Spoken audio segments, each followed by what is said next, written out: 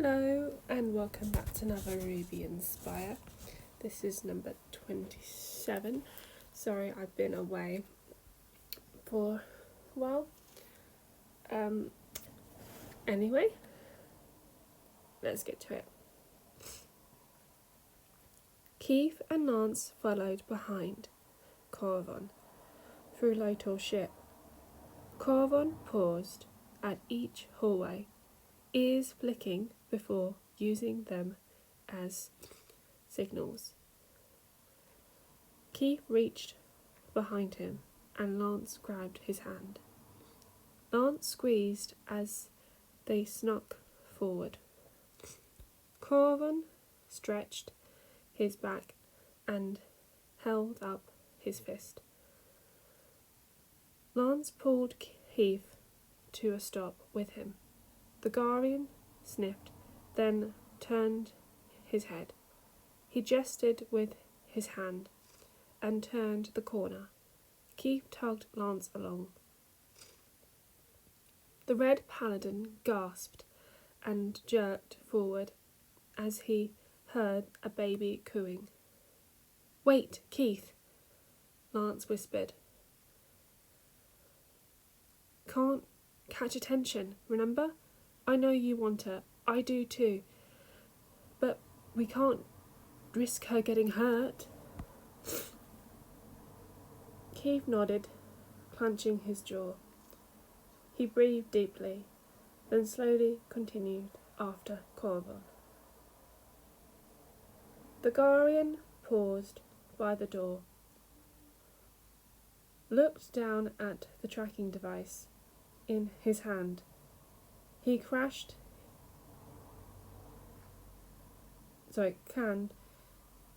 his neck and leaned forward to peer and peek through the window of the door. Corvon's anxiety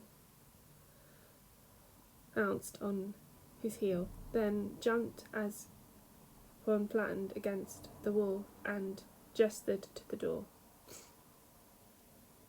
Without waiting for any verbal communication, Keith squeaked and skidded straight around Corvon and forced the door open. Rosalind squeaked from her spot on Berry. Berry meowed, raising her head as her eyes sparkled. "Oh, my baby girl!" Keith gasped, falling to his knees and gathering the infant into his arms. Rosalind cooed, reaching up to Keith. "Sweetheart, I missed you so much." Lance knelt beside Keith, his hand on Keith's back. "Is she okay? Any scratches? Is she hurt at all?" Keith shook his head, nuzzling Rosalind and gently squeezing her. "My sweet little girl." He cooed softly, letting Lance and Corvon help him to his feet. She's okay now." Berry trotted just behind Keith as they began their way back through the halls. Corvon then gestured to Rosalind as they spotted. "We need to get into a escape pod. She doesn't have a suit." Lance clenched his jaw. He turned to Keith. "Let's get you two into an escape pod." Keith gulped, curling his fingers into Rosalind's shirt. "Once I'm sure you're safe, I'll head to my line with Corvon."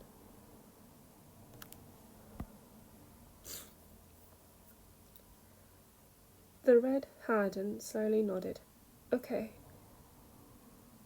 You have to be careful, though." "I'll be fine. I've got Corvon with me. We're buddies, right, Corvon?" Lance gestured over to the Guardian with a grin. Corvon grunted in acknowledgement. "See?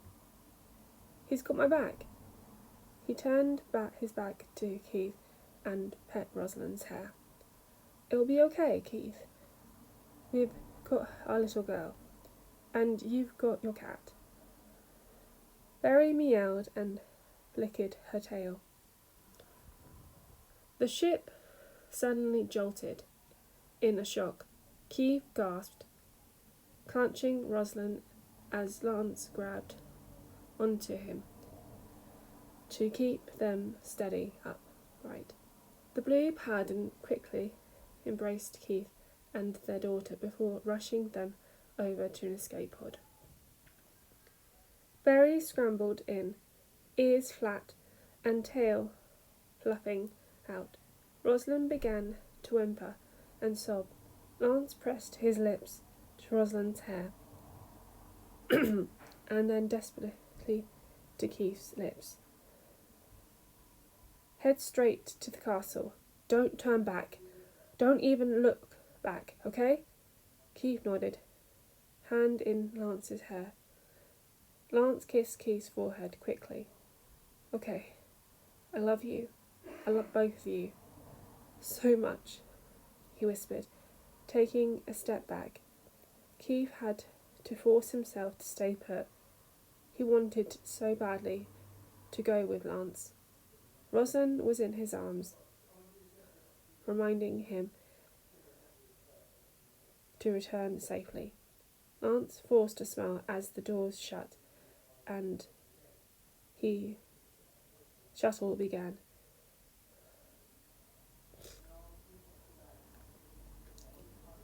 Keith sat in the pilot chair, biting back his tears as he shifted Rosalind. It's okay, sweetheart. I've got you.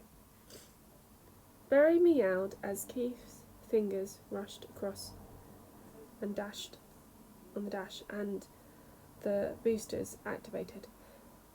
We're going back to the castle, Keith muttered as he leaned back and piloted and took control. He cradled Rosalind, gently rocking and shushing her calmly. We can take a nap and relax. I'm sure your father would love to sing to you another song. Rosalind cooed and hands curled into little fists. Keith gasped and gripped the armrest as the shuttle was jerked by an explosion from behind. A little abrupt movement. Rosalind's pouted face became red as she whimpered. No, Ros, Keith cooed, his voice shaking as he rocked her and patted her back. Rosalind whined, fists trembling, tears in her eyes. Rosalind, honey, it's okay. Keith, is that you? A familiar voice cracked over the con. Keith looked up to see the yellow lion hovering in front of them. Yeah, it's me. Hunk sighed in relief. I was so worried you were still on the ship. I've got you, buddy. Thanks, Hunk. Keith hummed softly, swirling with Rosalind asleep in his arms. He paused when a soft knock sound. Come in, he muttered, loud enough for the visitor to hear. Shiro stepped inside. Once the door opened, he approached Keith. Berry watched him curiously from her pitch of her pillow. How is she? He asked, looking over Keith's shoulder to the baby. Tired, Keith sighed, adjusting her. Rosalind shifted and rubbed her face with her fist, then settled down again. They took care of her, changed her diaper, fed her, probably because of Berry. Berry purred at the mention of her name. Beginning at Shiro, smiled at her. She meowed, tail flicking happily. The black paladin breathed deeply, sitting on the corner of the bed. Keith? I can't right now, Shiro, Keith muttered, lowering his head. He reached up and patted Rosalind's soft hair. I can't. But you have to listen, Keith. Hugh stuck a sharp breath. I knew something was wrong the moment the explosion. Keith. Shiro sighed. The red pattern paused, then slowly leaned over Rosalind in the crib. She panted for a moment, but relaxed once her welcome animal was in her arms and her blanket lay on her. He sat beside Shiro, gripping the sheets. Tell me. Shiro breathed deeply. Lance was caught in the explosion, as well as Caravan, one of Lotor's generals. Lance managed to pilot Blue back to the castle, but we have to keep him and Caravan in the medical bay. Both are healing. Keith slumped in relief, eyes fluttering shut. However, Lance severely burned. I'm sure he'll be left with some serious scars. Keith flinched, shoulders tensing up. But he's okay. Keith glanced up at Shiro. Lance will be fine. Shiro paused, hand on Keith's shoulder. Keith gulped and nodded, and leaned on Shiro. I've become such an emotional bitch. Shiro clutched, looking into the crib. A little girl can do that to someone, he mumbled, rubbing his arm. I think it will be good for you. She's been a good thing for you, for Lance, for all of us. Rosalind has been blessing. Yeah. Keith shifted. Yeah. Alright, that's the end of that one. I hope you guys enjoy it. Okay. Bye.